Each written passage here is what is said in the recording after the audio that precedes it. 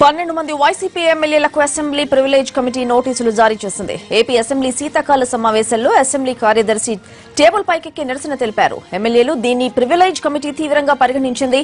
Committee ముందు హాజరై వివరణ ఇవ్వాల్సిందిగా ఆదేశించింది.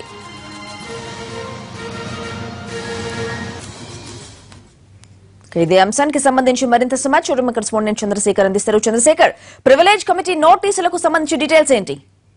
స్వాతి, గత నెల 8, 9, 10 తేదీలో ఏపీ అసెంబ్లీ వర్షాకాల సమావేశాలు జరిగాయి. ఈ సందర్భంగా ప్రత్యేక హోదాకు సంబంధించి సభలో చర్చించాలి, సభలో తీర్మానం చేయాలని డిమాండ్ చేస్తూ వైసీపీ ఆందోళన చేసింది. ఈ సందర్భంగానే 8, 9, 10 తేదీల్లో వైసీపీ ఎమ్మెల్యేలంతా కూడా స్పీకర్ పొడియాన్ని చుట్టుముట్టారు.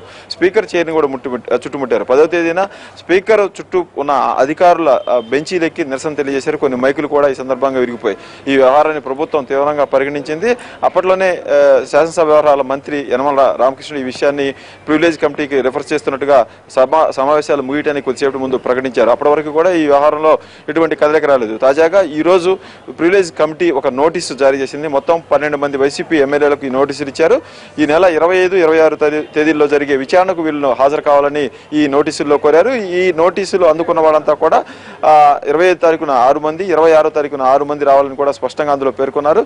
ఈ అసెంబ్లీ గౌరవాన్ని మంటగలిపే విధంగా వైసీపీ ఎమ్మెల్యేలు ఈ అసెంబ్లీ మైకులు మేరకోవడంతో పాటు బెంచీలు ఎక్కారు, అసెంబ్లీ రికార్డులకు నష్టం కలిగించారనేది ఆ రోజు వైసీపీ పైన టీడీపీ చేసిన ఆరోపణ.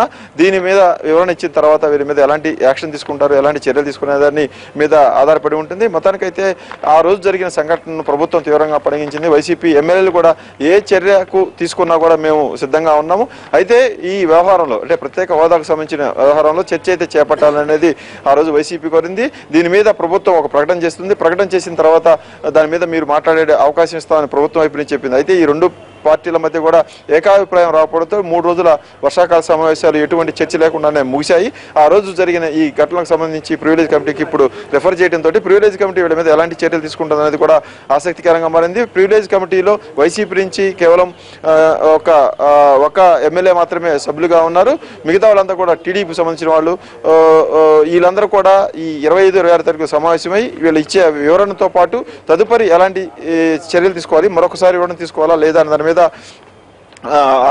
చేసే అవకాశం ఉంది. ఇప్పటికే అసెంబ్లీకి సంబంధించిన ఈ సీసీ కెమెరాల ఫుటేజ్తో పాటు అసెంబ్లీ అధికారికంగా రికార్డ్ చేసిన ఫుటేజ్ని కూడా ఈ కమిటీ పరిశీలించింది. ఈ నోటీసులు అందుకున్న వాళ్ళని మాత్రం చూస్తే కంబాల జోగులు, సంజీవయ్య, సునీల్ కుమార్, ముత్యాల నాయుడు, ఆళ్ల రామకృష్ణారెడ్డి, చెవిరెడ్డి భాస్కర్ రెడ్డి, దాడిశెట్టి రాజా, కొరమొట్ల శ్రీనివాసులు, చిర్ల జగ్గారెడ్డి, రాచమల్లి వరప్రసాద్ రెడ్డి, కొడాలి నాని, పినేలి రామకృష్ణారెడ్డి ఈ 12 మంది కూడా ఈ వ్యవహారంలో నిందితులుగా ప్రాథమికంగా ఈ ప్రివిలేజ్ కమిటీ నిర్ధారించింది. ఈ కమిటీ విజువల్స్ చూసిన తర్వాత మరికొంతమంది కూడా నోటీస్ ఇచ్చే అవకాశాలు కూడా ఉన్నట్టుగా చెప్తా ఉన్నారు. Swathi. Right Chandrasekhar, thank you.